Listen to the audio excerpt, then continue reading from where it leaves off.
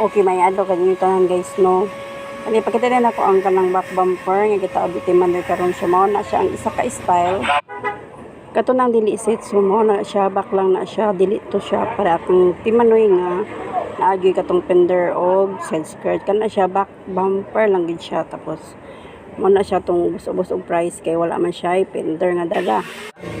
Mo na siya ang aktual nga pagkataon sa back bumper, di na siya madali kay isitig din na siya. Syempre, kita gustong nga magsunod ba nga masawayan atong pag-install diha nga hui or so kinahanglan gid na siya og sukod.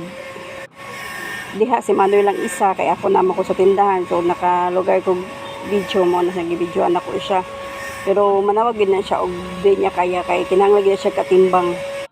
Para sa anak ko magbuhok na siya sa atbang so kinahanglan lagi mahawi dito sa atbang pod kana nga time wa pa siya manawag so nagvideo lang usa ko kana nga color choice gina sa tag-iyano sa baw-baw kay mo na yang gusto nga color white and red kay mas klaro magyud ma-appreciate magyud nga naabot na joy back nga nakabutang sa iyang likod back bumper so mo na yang gusto nga color so guys salamat bye.